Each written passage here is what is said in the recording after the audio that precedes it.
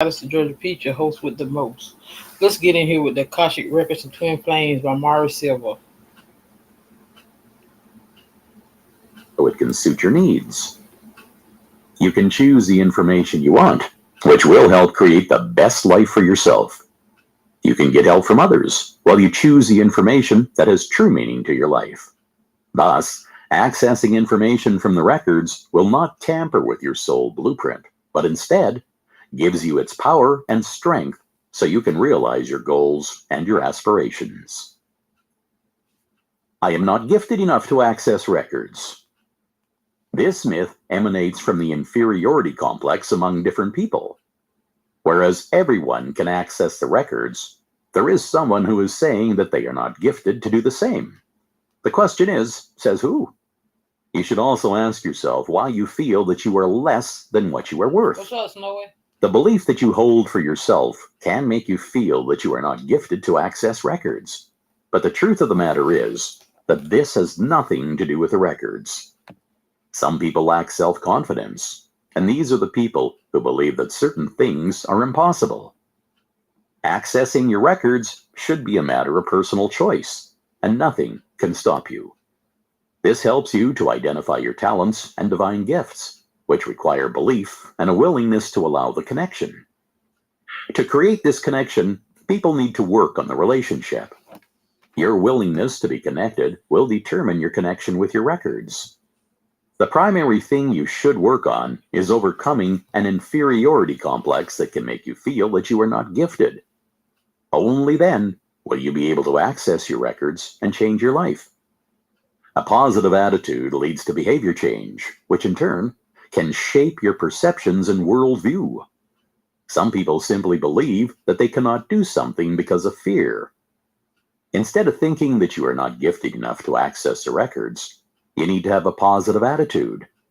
To overcome the fear of the unknown, you should remind yourself that nothing is impossible. Hello. I am afraid of hearing negative things about myself. It is natural to have this kind of negative intuition about yourself, but the truth is that you are not as bad as you think you are. Some people fear opening their records for fear of hearing bad things about their past and their contributions to the world. The fear factor is mainly induced by a lack of self-confidence, and this has contributed to the downfall of many people. All the same, you should know that every person has a purpose on this planet. Your contribution cannot be like every individual. The fact that you matter should help you overcome the negative perceptions that you may have about yourself. Records mainly focus on love and truth. These two components play a pivotal role in shaping our integrity and how we relate with others in society. Therefore, you should accept your personality and remember that records are done out of love to help you realize weaknesses so that you can clear them. The records are also aimed at giving you the power to create a pleasant path where you choose right over wrong. Essentially, we all aim to be righteous, and this can be achieved if we are in a position to learn from previous mistakes so that we avoid following that same path again. The judgment about self is outdated, since it can only slide you more into shame. When you ask questions of the records, you should not always expect positive comments. In real life, constructive criticism is vital, since it helps us to realize where we are lacking. When we know your weaknesses, you are in a better position to improve yourself and to become a better person. Akashic records can provide information to solve problems immediately. There is also a false belief among people that Akashic records can provide specific information to help the users to immediately solve problems. In one way or the other, every person experiences confusion as well as frustration with life, such that they seek divine intervention to overcome the challenges. Some people believe that if they turn to the records, they can get immediate answers that can solve all their problems. Well, indeed, you will get support and answers to the questions and problems you are experiencing in life, but you should not expect everything to be sudden. The purpose of Akashic records is to help you self-introspect so that you can get the truth of what you want from yourself. You can bring your questions to the records, and what you should expect to get is not a rapid response, but guidance that can help you overcome the challenges that you are facing. The response that you will get helps to open your heart and your soul to other alternatives that can then help you resolve the challenges that you are facing. There are different problem-solving strategies that you should apply to get long-lasting solutions to the challenges that you may be experiencing at any given time. While you can get the assistance that can help you solve different problems, the ultimate solutions come from your heart, which knows what is good for you. Can Akashic records make my future great? Well, Akashic records are specifically concerned about your intuition now, and there is often a false belief that they can predict your future and make it great. The records have nothing to do with acquiring unique skills that can transform your future, but they simply help you learn to trust yourself. Lack of trust is the major contributor to failure among people.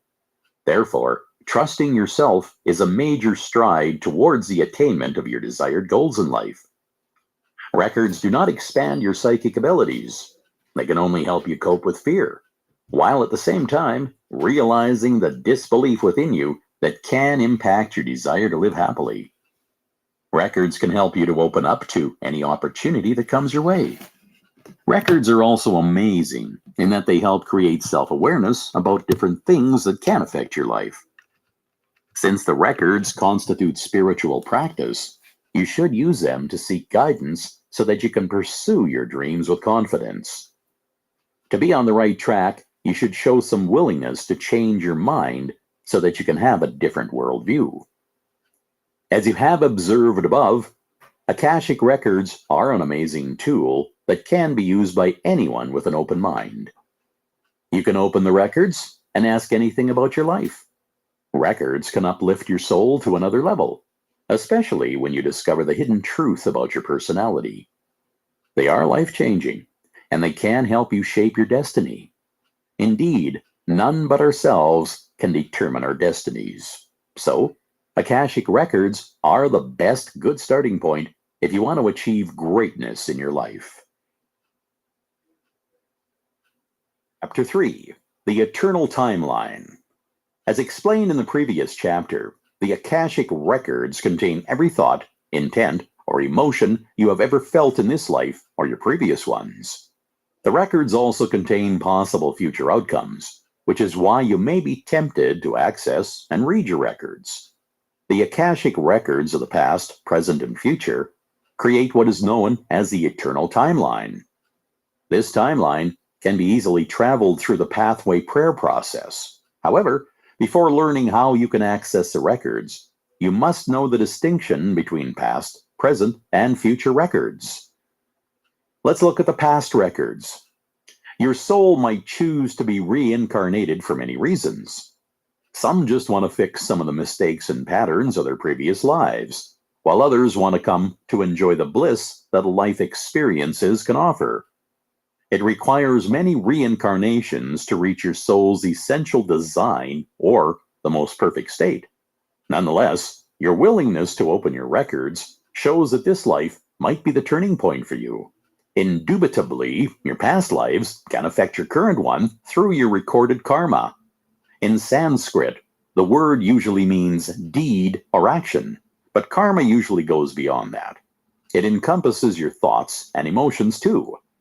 Traumatic experiences or negative thoughts and emotions can create blocks in our current lives. This, of course, can prevent us from enjoying our lives to the fullest. So, many people seek to open their past records to identify the source of the problems they are facing. Yet first, you need to investigate present life clues that point to the possibility that your past lives are impacting you now. Look at your current patterns of behavior.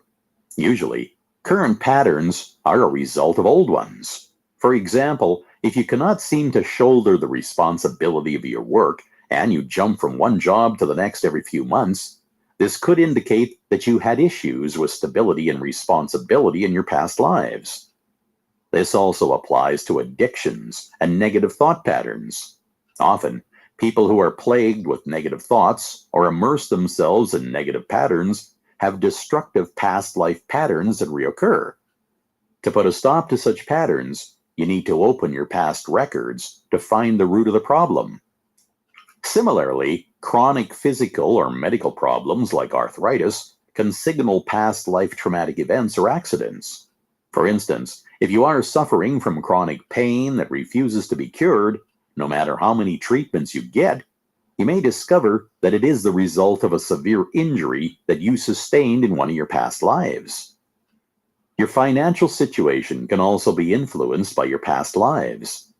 By investigating the patterns of poverty dominating your life and accessing your records, you might be surprised to discover that you suffered from the same circumstances before, and that the pattern is just repeating itself. Another aspect that many are interested in investigating is their relationship problems. Unfortunately, not everybody has it easy. Some cannot form or sustain any meaningful relationship. If you are one of those people, rest assured that there is nothing wrong with you. Past karma can be a plausible cause for your dissatisfaction when it comes to personal relationships. The thoughts we feed ourselves make up the energy that flows to the Akashic records and inscribes your development.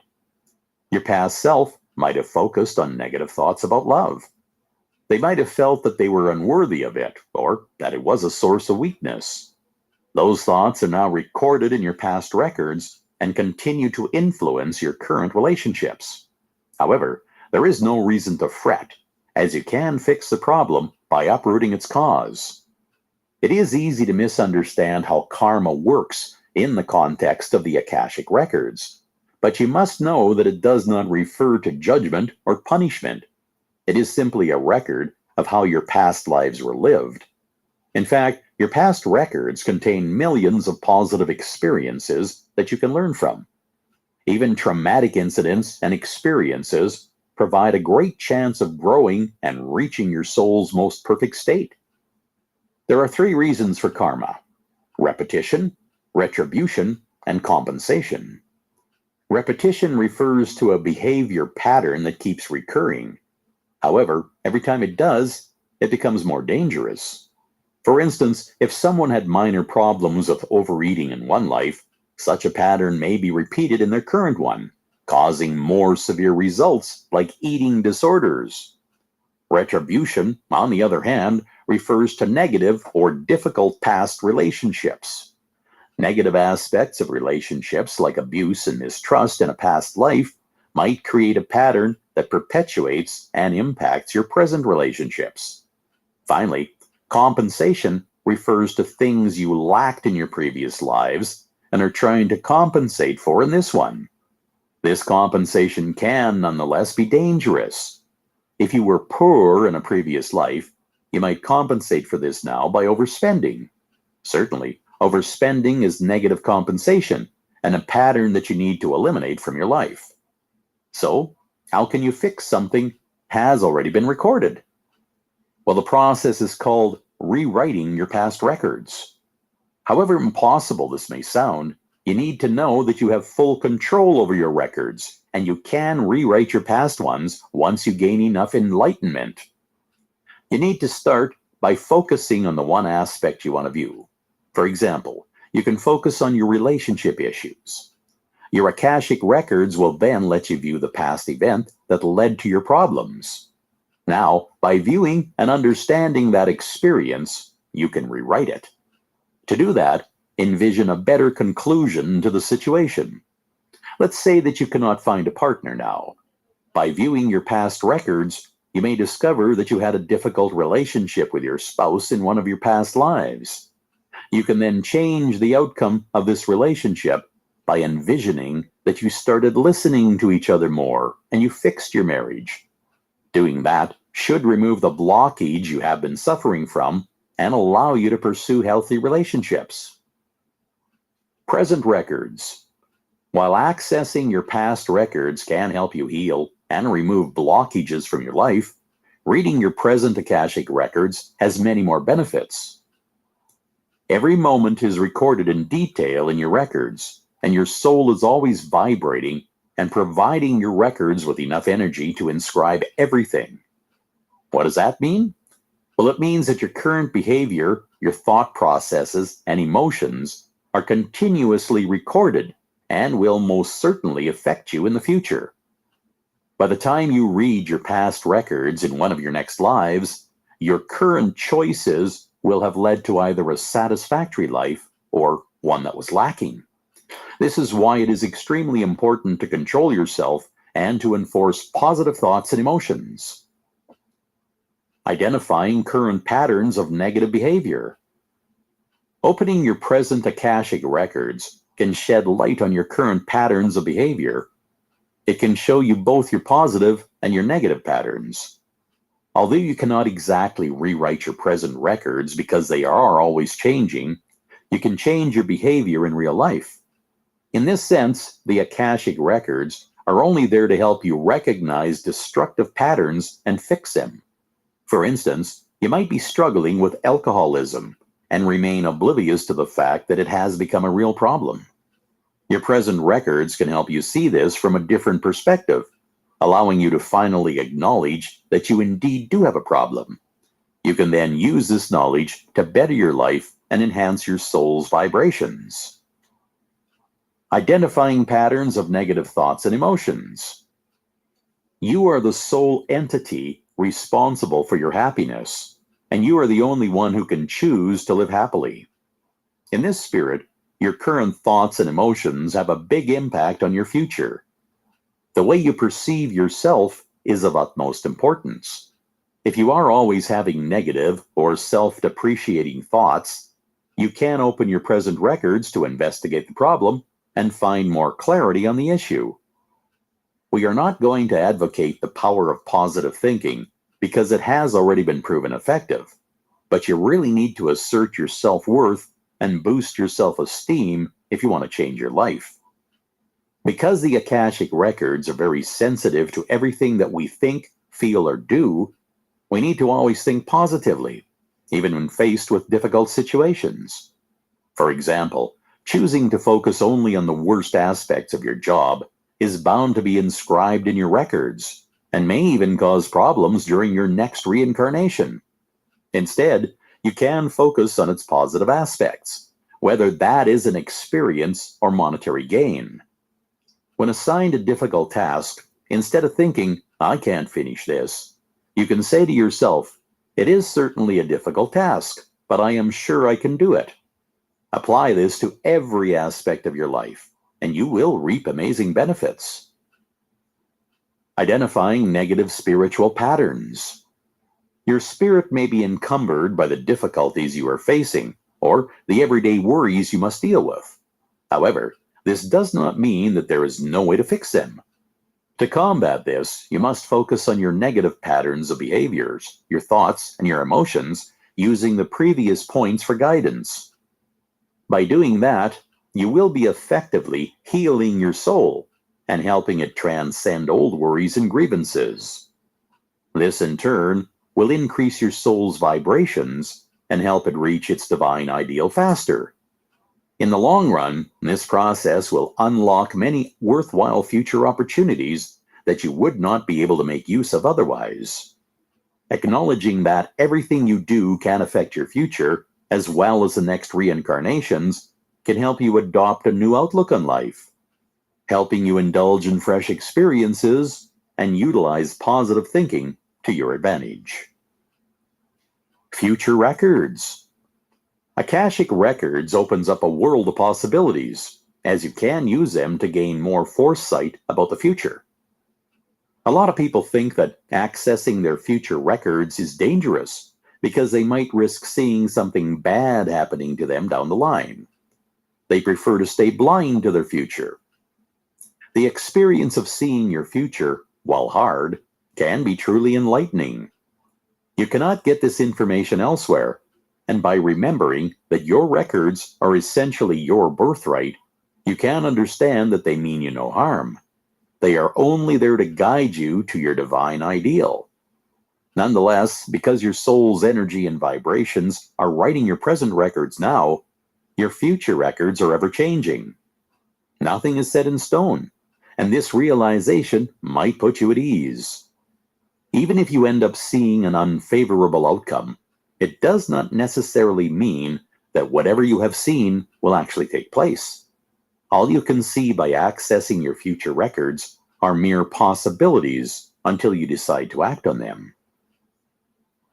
Using future records to fix present problems. Getting a glimpse of the future is not a means of tormenting yourself. Although seeing a traumatic event down the line is certainly dispiriting, the Akashic records are just trying to nudge you in the right direction. They are giving you the chance to change your destiny. The possibilities you can see now are merely a reflection of your current choices and actions. They are the most logical outcomes that can stem from your present behavior. For example, if you have been recently overworking yourself, one of your future possibilities might include health or relationship problems due to your busy schedule. The records will alert you to this and help you find the root of the problem. Through this process, you can identify negative current patterns that you might have been previously unaware of. This way, you can take active steps to eliminate such patterns and change the future outcomes. Revisiting your future records. As you change your current patterns of thoughts, behavior, and emotions, your future Akashic records will change too. As we have previously mentioned, the future records reflect your current actions, so it makes sense to revisit them occasionally to gauge the way your future will shape up to be based on the new changes you have implemented.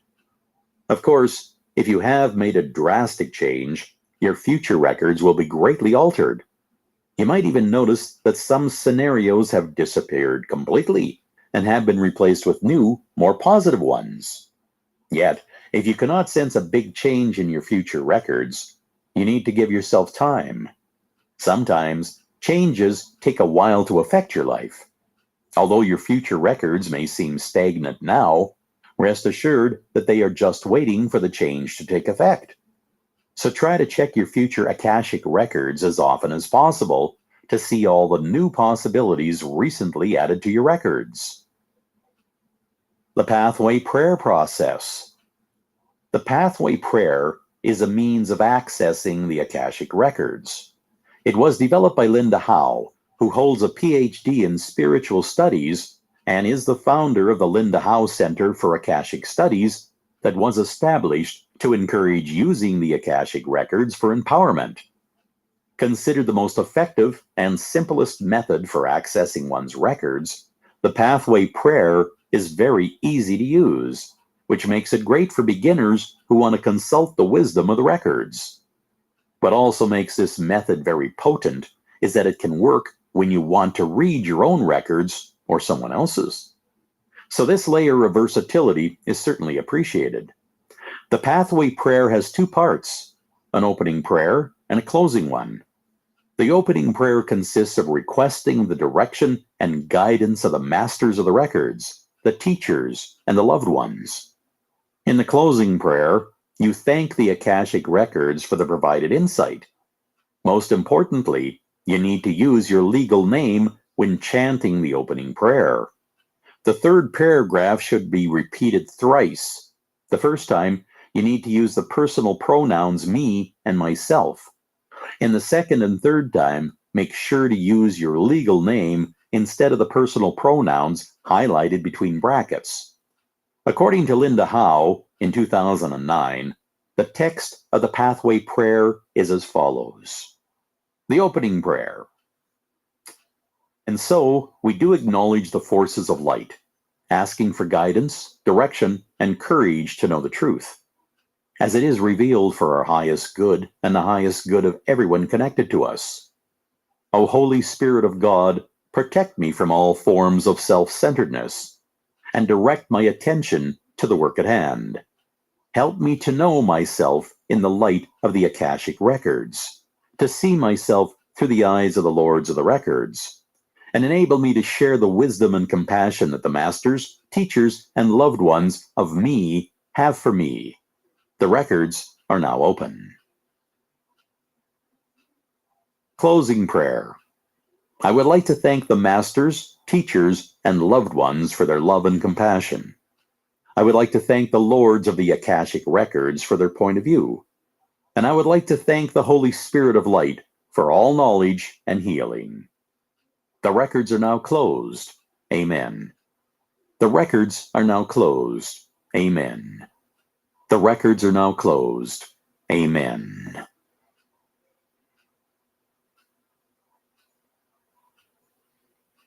Chapter 4. Past Lives. Beyond the physical actions that contribute to our existence, have you ever pondered a more intricate explanation of how we came about as human beings? Perhaps it's the innate curiosity of the human mind and the belief that there must be something more to our being other than the hard facts that we know about the cycle of life. We are born, and so we go unknowingly through a life filled with a myriad of possibilities until we eventually perish.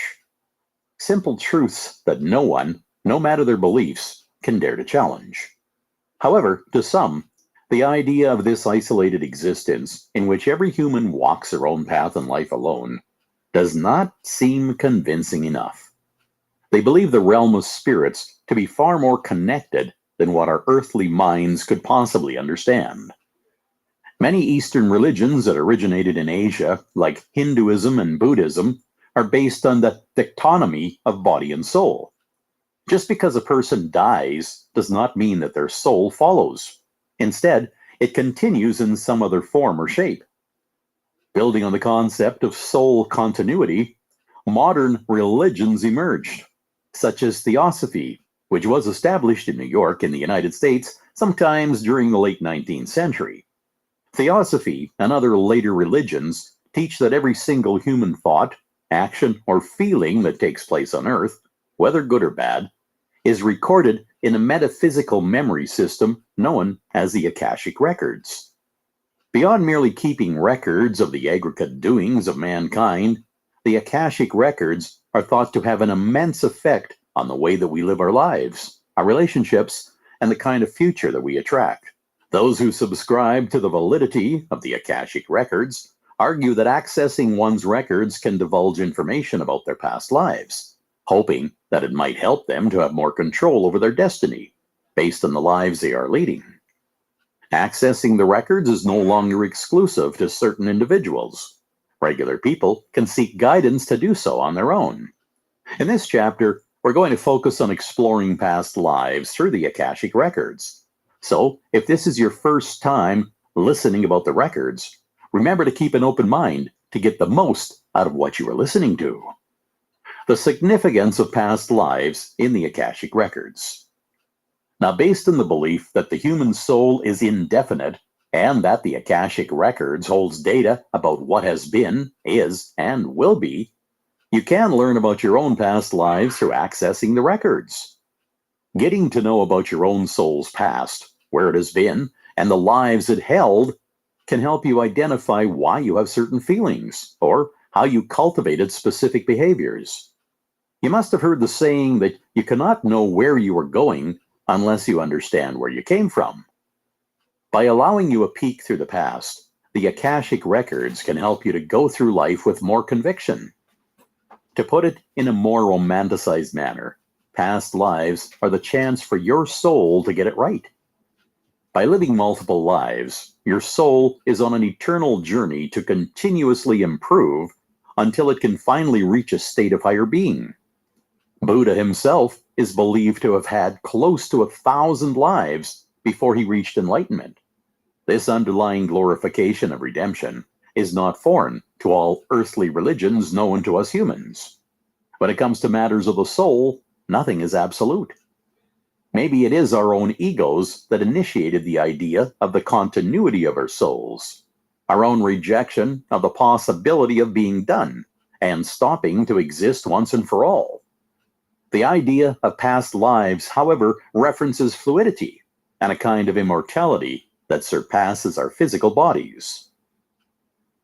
So does everybody have past lives? Well, this must be one of the first questions that crossed your mind when you first heard about the Akashic records.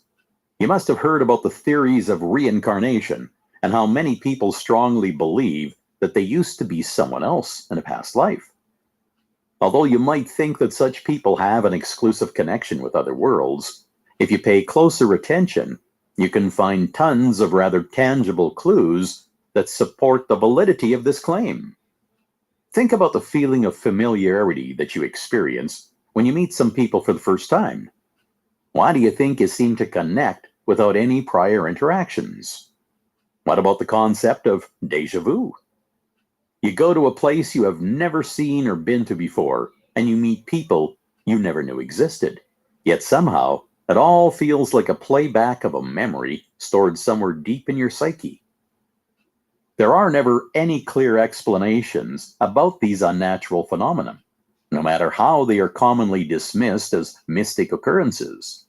Further, the special bond you have with another person, or an affinity towards a place, is more evidence that your soul has already met or visited them in another life. It is not an easy thing to wrap your head around if you haven't been down that road before, where you choose to entertain your inquisitive mind. However, when you buy into the idea that everything holds a meaning, you can discover a lot by simply opening your eyes and preparing your senses to analyze what is happening around you. Akashic past life readings. Well, now that you understand more about the theory of past lives and how you can benefit from such knowledge, you must know what to expect from Akashic past life readings. Maybe you are at a point in your life where you feel so overwhelmed by the noise around you that you decide it is time to look into yourself. Many people waste so much time trying to control circumstances and outward events that they do not have any power over, and only a few reach the realization that all they must do is focus on themselves. Seeking to access the Akashic records is a way of adopting the notion that your past, present, and future coexist together somewhere that you can reach to find abundance and good fortune in your life. Once you decide to go through with this plan, you can choose to do a guided quest, as mentioned above, or you can take it upon yourself to request accessing the records. Later, in other chapters of this audiobook, you will be introduced to a step-by-step guide on how to access the Akashic records and have your own reading. However, for now, we want to focus on the role that past lives play in the Akashic readings. Reaching your past lives can be very useful when you are looking for answers that do not exist in your current life, why certain fears are holding you back, or pinpointing some patterns in your relationships with your loved ones. You have the option to visit either your most recent past life, and this is a life that is closer to our definition of time, or to the life that you have right now, or your most significant past life. This life is the one that seems to have the greatest effect on your current one. For some reason, the experiences that transpired in that life resonate rather strongly with what you are going through now. Or your soul's past life of choice. This past life is the one that your soul freely chooses to visit. You might not get the chance to know why, but if you like, you can come back to it later in future readings to look for answers about this specific past life. As we mentioned earlier, there is a reason and a meaning behind everything, so it is always a good idea to dig deeper. It will help you to get to know more about yourself and your soul's travels. Ruthlessly destroyed. Murdoch is also a political bully and a thug, former Prime Minister Rudd writes, who for many years has hired bullies as his editors. The message to Australian politicians is clear.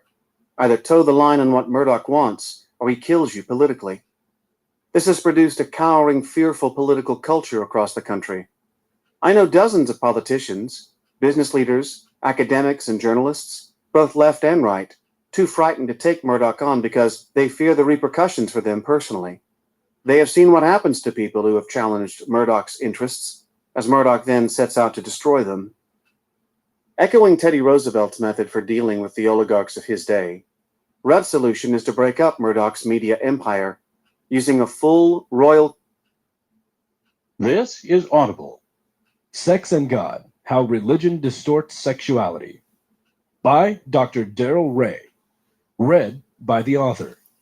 Chapter 12: Sex and Early Religion.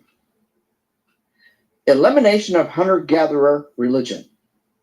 The transition from hunter-gatherer to agriculturalist took place rapidly in the Fertile Crescent in Iran and Iraq, and other places like China and India, more than 9,000 years ago. Since farming can increase food availability by 100 times and can support 100 times more people, the farmers quickly outpaced the birth rate of foragers, resulting in steady encroachment of agriculture upon hunter-gathering groups. The conflict between foragers and farmers and herders has played out over the world for 10,000 years. Throughout the 20th century, scholars debated what happened to the Europeans who inhabited Europe before agriculture.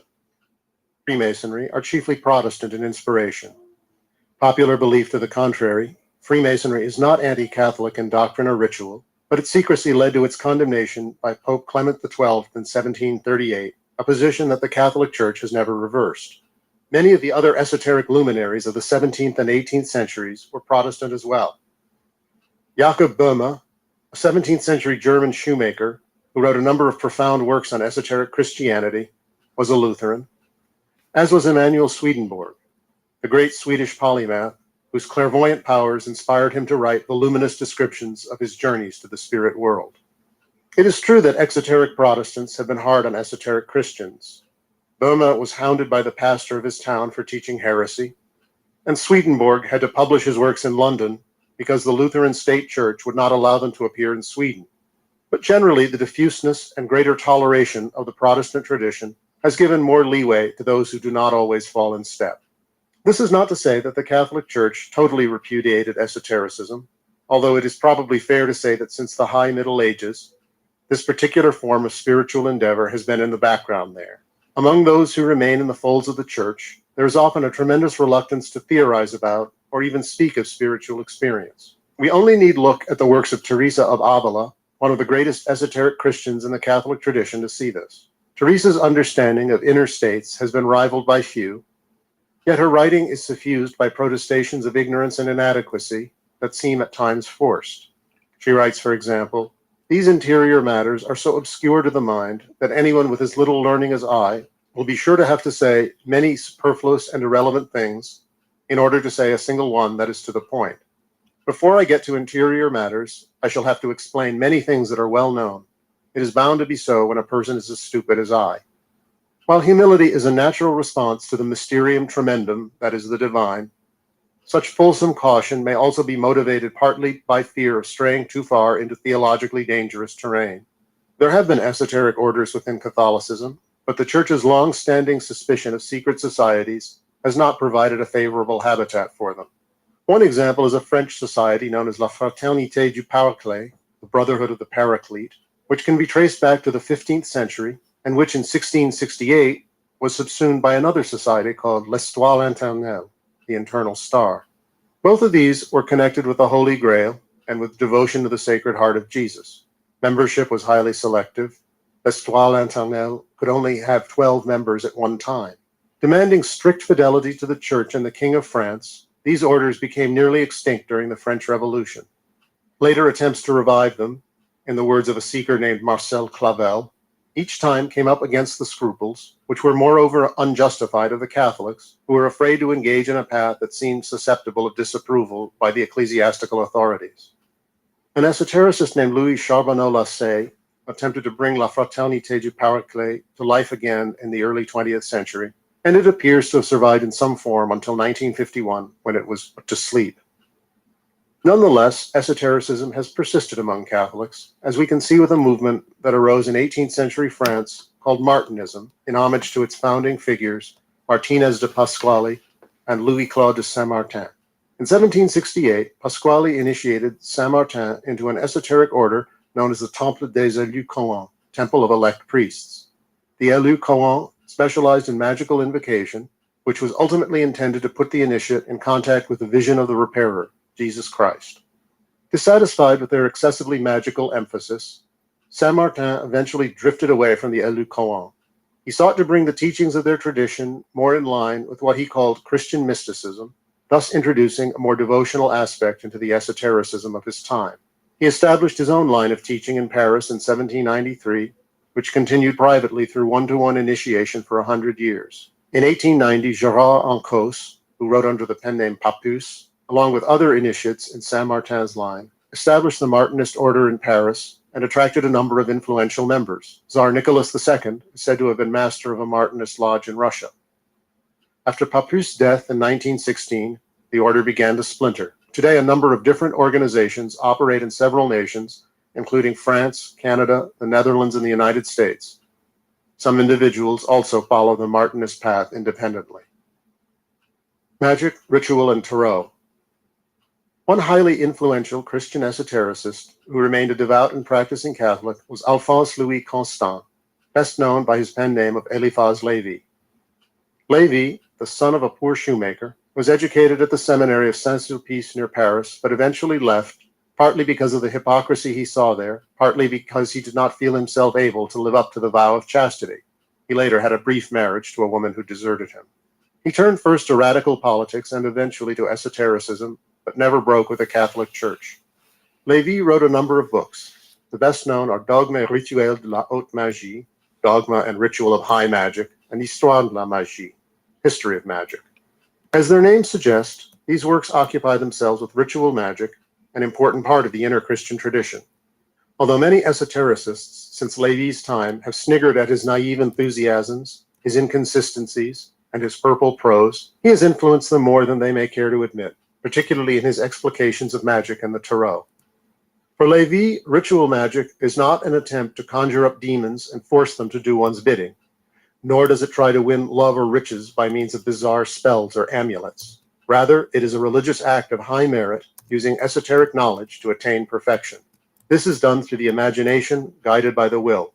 The great work, he writes, is before all things the creation of man by himself, that is to say, the full and entire conquest of his faculties and his future. It is especially the perfect emancipation of his will. Magic, in this sense, is supremely important for many Christian esotericists. It is the other side of the ascent through the subtle realms. For here, the magician is attempting to make the energy of these realms descend and manifest on earth. He or she becomes the living link between heaven and earth, a process that requires rigorous training. In the Catholic Church, the priest performs the sacraments ex opere operato, from the act itself. This means that even if he is bored or distracted while saying Mass, the bread is still transformed into the host as long as the rite is carried out correctly. In magic, it is not so. Supreme concentration is necessary. A distracted mind renders the operation useless or even harmful. Lévy's most famous contribution to esoteric thought and practice has to do with the tarot. The tarot is a deck of 78 cards, similar to ordinary playing cards, its greatest difference being that it has a set of 22 additional cards, bearing such names as the Fool, the High Priestess, and the Devil. The tarot originated, probably in 14th century Milan, as a trick-taking game somewhat like whist or bridge, in which the 22 cards served as a set of permanent trumps. But for Lévy, the tarot is the key to all mysteries. An imprisoned person with no other book than the tarot, Lévy writes, if he knew how to use it, could in a few years acquire universal knowledge. He connected its trumps, the major arcana, to the letters of the Hebrew alphabet and the paths of the Kabbalistic tree, providing the starting point for practically all modern esoteric study of the tarot, in which the cards are used for contemplation as well as for more mundane purposes such as fortune-telling. Many others have found inspiration in these enigmatic images. One of the greatest works of Christian esotericism of the 20th century, written by a Russian emigre named Valentin Tomberg, is called Meditations on the Tarot. It consists of long, discursive, though profound discussions of the major arcana. For Tomberg, too, who was born a Lutheran but converted to Catholicism in midlife, the tarot is the ultimate key to the Christian mysteries, including those of the Church. The English-speaking world owes much of its knowledge of both the tarot and ritual magic to an esoteric society known as the Hermetic Order of the Golden Dawn. The Golden Dawn, as it is usually called for short, was founded in London in 1888 by 3 senior Freemasons with Rosicrucian links. It probably never had more than a couple of hundred members, and it splintered into several factions in 1900. But its influence on the spiritual destiny of Britain and even the United States would be hard to overestimate. The Golden Dawn's curriculum ranged far beyond the boundaries of what is customarily called Christianity. Golden Dawn initiates made one of the first translations of the Sefer Yetzirah, Book of Formation, the earliest and most influential of all Kabbalistic texts, into English. The order's interests also included the British histories, such as the Grail stories, believed to be a holdover from pagan Celtic traditions. Two Golden Dawn members, the poet William Butler Yeats and his inamorata, the beautiful and charismatic Maud Gunn, wanted to revive the pre-Christian Celtic faith of the Irish. Nonetheless, the Golden Dawn's numerous and elaborate initiations center on the mystery of the death and resurrection of Christ. They focus on making contact with a holy guardian angel, which in the order's terms is one's own higher self or true will. To do this involves the sacrifice, the crucifixion of the personal ego. Thus, Christ's passion and resurrection is seen not as an event that happened once 2,000 years ago, but as a process that each individual must personally undergo in order to be transformed. Various heirs to the Golden Dawn legacy are using ritual magic in a Christian context today. Many of these trace their lineage back to Dion Fortune, the pen name of Violet Mary Firth, a Golden Dawn pupil who wrote many books on occult topics. Some of these present-day practitioners include Gareth Knight, the pen name of Basil Wilby, and his pupil Nicholas Whitehead, as well as the London-based Society of the Inner Light, founded by Dion Fortune herself. Modern figures. The 20th century saw a number of powerful esoteric thinkers and visionaries in the West, most of whom dealt with Christianity. One was René Guénon, a French metaphysician whose writings expound one major theme, a hidden esoteric doctrine that lies at the center of all the great world religions. Guénon's interests were far-ranging.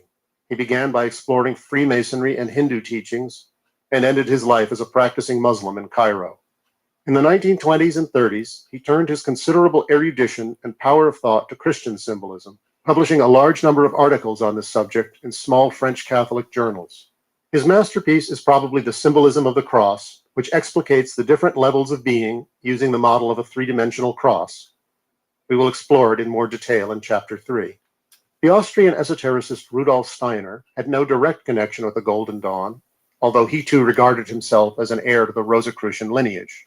Steiner began as a conventional scholar. He spent several years editing Goethe's scientific writings, but his clairvoyant talents came to the fore when he was around 40, and he began to write and lecture on esoteric topics, founding an esoteric movement known as anthroposophy, wisdom of the human being.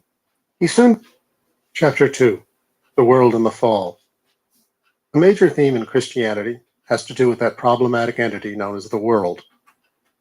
The Desert Fathers went into seclusion to escape it. Gnostics and Cathars reviled it, and even Christ himself speaks of the world in ambivalent or harsh terms. He that hateth his life in this world shall keep it unto life eternal. Whoever has come to understand the world has found only a corpse, and whoever has found a corpse is superior to the world. The most familiar interpretation of the world has to do with the social order.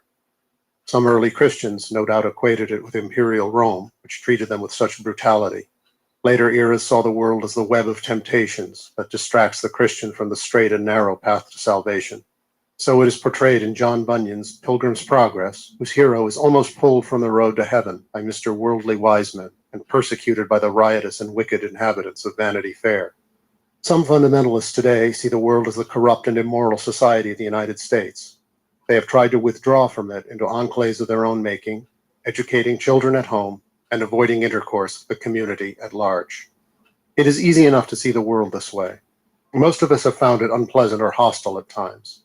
And yet, taken to its logical conclusion, this view leads both to paranoia and to a weird sanctimoniousness. Salvation becomes the property of an exclusive elect, and all those who fall outside the charmed circle are dismissed as lost, evil, or even subhuman, to be kept at arm's length lest they contaminate believers with their wickedness. Such an attitude ultimately fosters a hatred of one's fellow humans, perhaps the supreme violation of the gospel's message. World and I. A simple exercise may provide another avenue of approach to this notion of the world. It will probably come more easily to experienced meditators. Indeed, most meditative practice is, in one way or another, designed to cultivate this kind of consciousness. But even if you have no such experience, you should be able to realize the main point. Sit comfortably in a relaxed but alert position. Have your back as straight as possible. You can prop yourself up with pillows against the back of a chair if you like. Let your attention settle down, and to the best of your ability, allow the ordinary preoccupations of your day to subside. Look around the room you are sitting in. It may or may not be familiar. That does not matter. Only be sure to cultivate a sense of the presence of yourself as you sit in your chair. This is where you are. Around you, outside you, is the visible and sensible world. Now close your eyes and bring your attention to your body. Be aware of your sensations, the breath perhaps, or the beating of the heart, or the feelings in your back as it presses against the chair. If you pay attention, you can catch a glimpse of two things: an experience, a muscle sensation, say, and an I that is experiencing it. Go deeper still to the river of thoughts, images, and emotions that are probably coursing in front of your mind. You may try to stop the flow of this stream of consciousness, as it has sometimes been called. Probably you will fail. The thoughts and images, memories, ideas, speculations, and plans will most likely continue, whether you want them to or not. In this realm also, you can observe two things: an I that is experiencing and something that is experienced.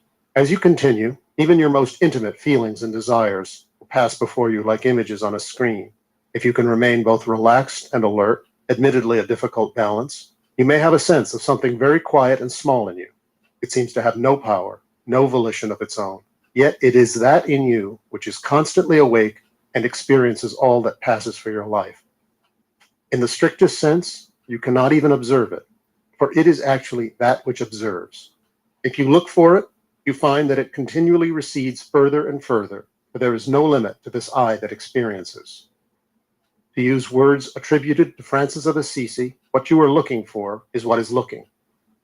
You can follow this thread of consciousness back for as long as you like, but you may find this exercise to be of value, even if you can do it for only a few seconds. This is an extremely simple practice, but it goes to the heart of inner Christianity, where it introduces two of the primordial forces, not only of an individual's makeup, but also it is taught of the universe itself. These forces have been given many names in many traditions, but in esoteric Christianity, the part that is experienced, whether inside ourselves or outside, is generally called the world. That which experiences, on the other hand, is known by many names: the kingdom of heaven or kingdom of God, the light, Sophia or wisdom, the word or logos, and nous, a Greek word usually translated as mind, but actually meaning something more like consciousness. All these terms reveal different aspects of this primordial self or experiencer, but for the most part, this book will refer to this principle as the I or the true I, pointing to the truth that this principle is not external to your consciousness, but essential to it.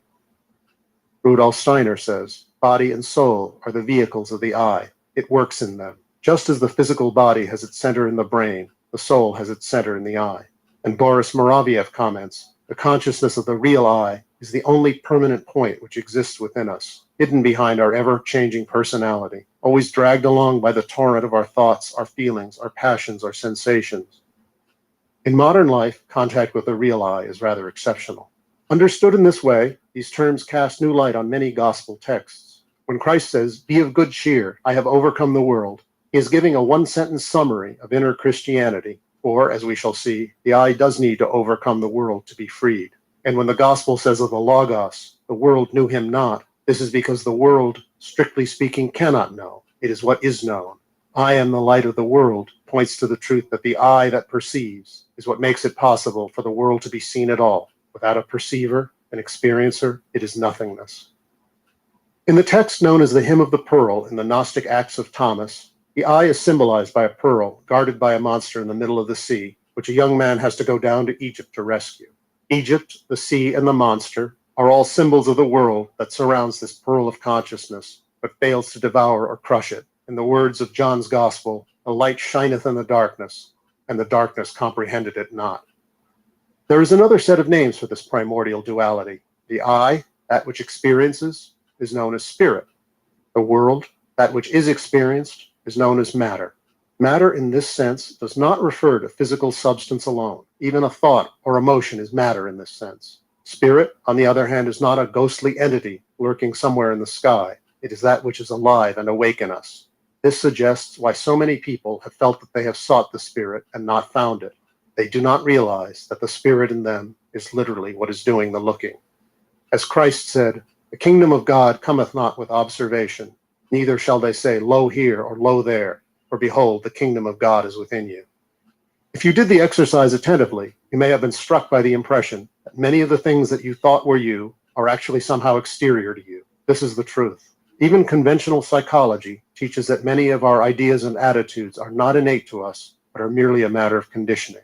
Inner Christianity goes a step further and suggests that even what seems to be truly innate, the deepest instincts of the body itself, is also a part of the world that is experienced, and that the I can detach itself from these things. To be aware of this distinction is to begin to have inner freedom. The I that is the kingdom of heaven is not the ordinary self. They are two separate things. This is one of the central teachings of esoteric Christianity. The ordinary self that goes throughout the day, which I will call the ego, is the you that you are most familiar with. It consists of your likes, dislikes, your social and familial role, your status in society, even your physical drives and desires. It is not the true I. It is an internalized picture of the world and the sum of our experiences in dealing with this world. Some texts call the ego self-will. The 14th century Theologia Germanica says, the more man follows after and grows in self-will, the further he is from God and the true good. In most of us, this self-will is much better developed than the I that is the kingdom of heaven. Somewhat confusingly, certain texts speak of the lower self as the I. Again, in the Theologia Germanica we read, the more of self and I, the more sin and wickedness. The less of self and I, the less of sin. It has also been written, the more mine and I, that is to say, I attachment and selfishness recede, the more God's I, that is, God himself, increases in me. But the context makes the distinction clear. Here the self and I is the ego, while God's I refers to the true I. As Catherine of Genoa, 15th century Catholic saint, puts it, my me is God. Thomas Merton, the celebrated 20th century Trappist monk, elaborates on the difference between the two I's. He writes, there is an irreducible opposition between the deep transcendent self that awakens only in contemplation and the superficial, external self, which we commonly identify with the first person singular. You must remember that this superficial I is not our real self. It is our individuality and our empirical self, but it is not truly the hidden and mysterious person in whom we subsist before the eyes of God. The I that works in the world, thinks about itself, observes its own reactions and talks about itself, is not the true I that has been united to God in Christ. It is, at best, the vesture, the mask, the disguise of that mysterious and unknown self whom most of us never discover until we are dead. This is from his work, New Seeds of Contemplation. Despite the problems with this term, to speak of the higher self, a primordial principle of consciousness as the I, in many ways remains the best option. While other names cast powerful glints of meaning on this concept, they run the risk of suggesting that this consciousness lies outside of ourselves, rather than at the center. You may have tried to do the exercise above and felt you did not have much success. You may have been disturbed by the phone or some other annoyance, or you may have found you could not concentrate or that you simply lost interest. This is perfectly common. Probably everyone who has tried to meditate has had many such experiences. As a matter of practical advice, a good spiritual teacher would most likely tell you not to become discouraged, but to firmly and patiently return to the exercise and to do this as often as distractions arise. Yet the very existence of distractions, the very unwillingness you may feel in making any effort toward consciousness, points up a truth to which spiritual traditions give much weight. In and of itself, of course, one mere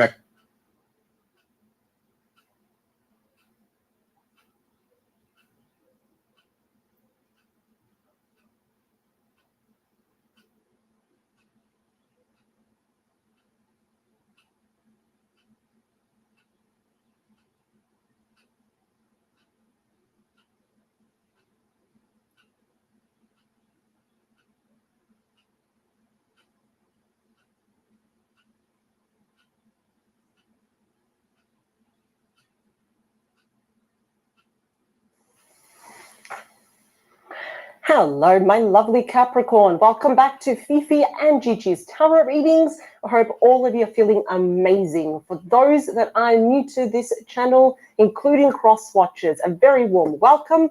I do encourage you to subscribe if you haven't done so yet. That way you never ever miss out on a reading that Gigi and I do for you here in Australia every Monday. And the thing is, we get 2 readings uploaded every Monday for you, Capricorn. So you get not only my reading, which I focus primarily on romance and your personal love life, but Gigi also does your reading, a separate video, where she primarily focuses on your finances, career, home, family, friends, and anything else in between. So that is the beauty of this channel, is that you have 2 separate videos uploaded. Excuse me, I just lost my voice there. Uploaded here in Australia every Monday, just for you, Capricorn. Let's get straight into it, shall we? Let's jump straight in. All right, Capricorn, this week you probably noticed I didn't put a topic. I only have a subtitle, which I haven't worked out yet. I work on the title and the subtitle at the end of this video. I really don't want to put a spotlight on anything. I really want to see what is it that my spirit team would like to express through the cards to you and your spirit team here as well. So let's see anything and everything that you should know about your personal romantic love life. Please, for my gorgeous Capricorns. Now, if you do like this reading also, Capricorn, there will be an optional extended reading, and we are going to go a lot more deeper there into, well, whoever does show up in this reading, we are going, whoever they may be, in the extended reading, we are going to be focusing a lot more, and that will be a spotlight on your person, their true thoughts, feelings, hopes, fears, wishes. What are their true thoughts about you? How do they view you and just you as well? What's happening in their environment? What actions will they take and what they hope to achieve as an outcome with you and only you, Capricorn? So that's going to be a really great reading there. In the extended, it is available to rent, to purchase, and download it to any device that you watch it on. There we are. Take screenshots, take notes. It is yours for life. The extended is a very valuable tool, that kind of is connected to this reading here as well. Okay. 10 of Swords, the 9 of Swords. I think a lot of you may be really still kind of mending a broken heart, something that has ended between you and someone else. Doesn't matter how long ago it's been, though. Sometimes we still carry that pain and that hurt around. 3 more, 2 more. Last one, please. Yes, I didn't really want to control the topic. Whatever you, my spirit team and your spirit team want to convey for these cards, let's do it. Overall energy is the 2 of Swords. You might be at a bit of a fork in the road right now. 2 of Swords is Libra energy, but I really believe this is you. I think that maybe you've been procrastinating. We've been avoiding making a certain decision when it comes to someone. It could even be, do I work on these issues with this person or do I not? Do I respond to them if they sent me a message or not? Do I stay or do I actually walk away and make sure that I bring my heart with me? Doesn't matter how long ago, maybe, any issues or a separation that occurred between you and this person. I think the cards are really urging you within the next 2 weeks. We need to sit down and you need to make a decision on how to proceed forward here in regards to this person. I feel like you just really don't know what to say. This is the first time, Capricorn, where you really don't know what to think. And Capricorn, you are someone that is very sure, like you know what you want. But when it comes to perhaps a particular person, there's been a lot of issues, a lot of challenges. Perhaps it was a permanent separation here as well. This is the first time I think that when it does happen, you are going to be, I'm going to say a fork in the road, a crossroads. Now what do I do? Because there will be a message coming through. Could be dealing here with an air sign, could be dealing with a water sign. This person can be anyone. That could also be an air sign and a fire sign. Now, the Page of Cups here is a message. They are small offers, even a small apology just to test the waters to see how are you going to react? How are you going to receive this message? It's often known as a budding romance. So whoever will be reaching out to you in the next coming short weeks, I can already see this. It's almost like, okay, now what do I do? I really thought I kind of knew what I wanted, how I was going to act, what I was going to say. But when we get this message here, it's a love offer. It's a small one. It's like, okay, now I don't know what to do. Wow. Now I think I know why. Because you still do love this person despite all the pain that occurred. The 2 of Cups is Cancer energy here. We have 2 souls merging together as one, where we are both emotionally feeling exactly the same here. So there's a bit of a tug of war I can see, Capricorn, between your head and your heart here over what to do with this message, this apology, this offer here that this person is going to give you. 7 of Pentacles, 2 of Wands. Yeah, I can see it. The 2, again, is when we reach the crossroads. 2 of Wands, Aries energy. The 7 of Pentacles is Capricorn energy. So do I invest my time in this anymore? Do I replant the seed here as well? Listen to your heart. We've got the Lovers. It's a number 6, Gemini energy. And 6s are all about healing. So it's already telling you, Capricorn, if you really do not know how to proceed forward with this person, you know, should I reinvest? Should I stay? Should I go here? It's listen to your heart. This is a pivotal time in your life to make a decision from your heart and only from your heart here as well. I think you will actually meet this person in the middle. See, because that 2 of Wands is when we step into the unknown. You've already got a lot of 2s, 2 of Swords, 2 of Cups, 2 of Wands. The next few weeks is all about making a decision from your heart. Let's talk about the current situation with you and your person. Yeah, the feelings are still there. You got my favorite 10, Pisces energy. This 10 of Cups does mean some form of reconciliation, right?